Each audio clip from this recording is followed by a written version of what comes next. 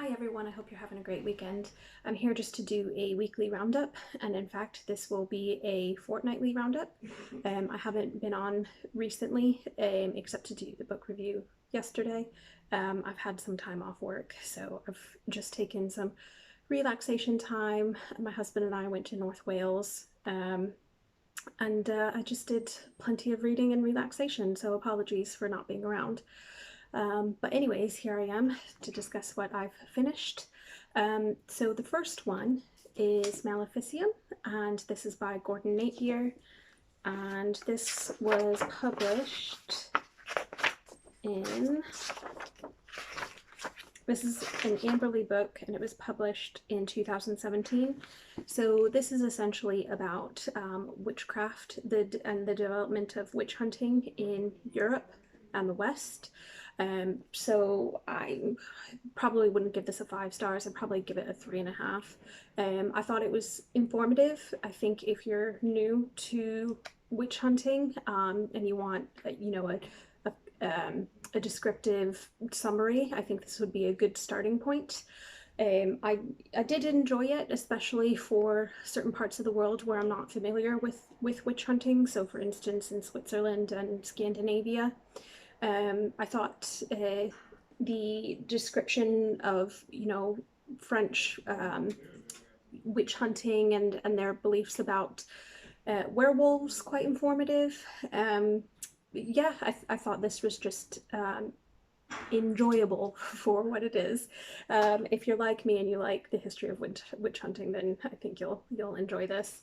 I think I just knocked it down a couple of stars. There are some typos in it, and I also think that there definitely could be much more delving, academic analysis rather than just description. So I think that missed the mark a bit. There's some other great books out there, which I'll put in the description, that I think do a better job of discussing the context.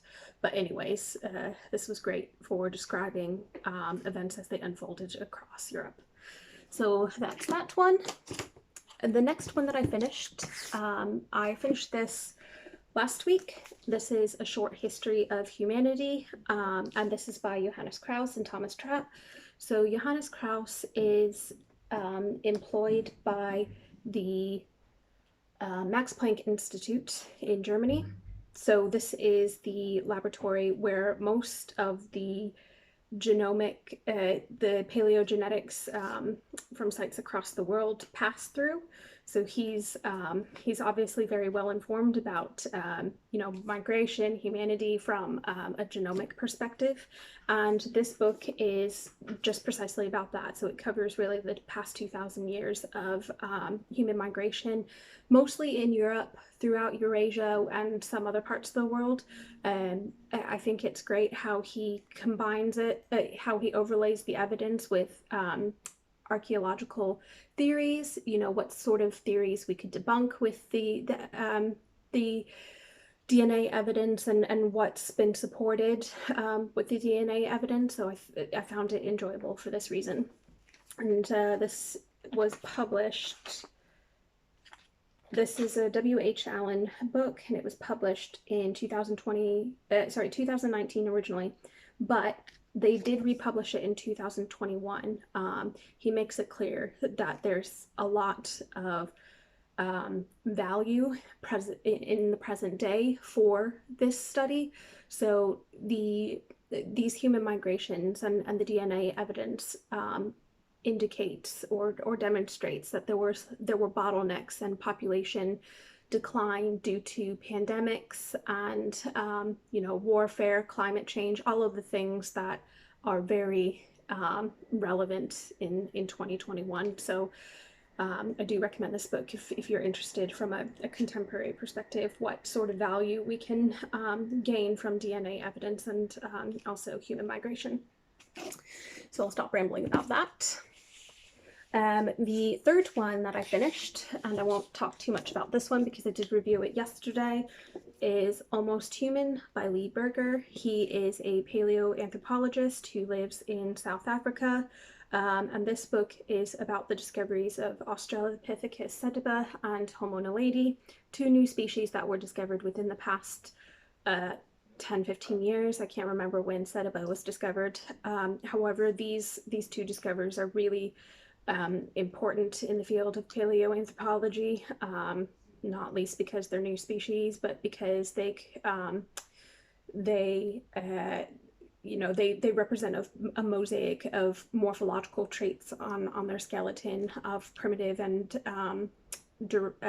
primitive traits, but also human traits. So it's definitely worth a read if you're interested in paleoanthropology.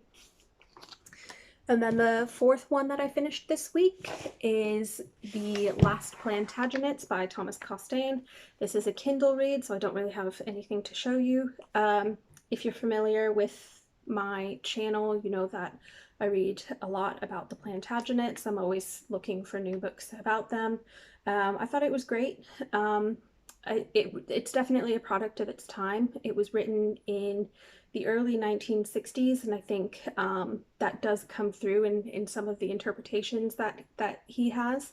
I'm not saying I didn't enjoy it. I would rank it very highly, and this was a recommendation from one of my subscribers, and I do thank you very much for this recommendation.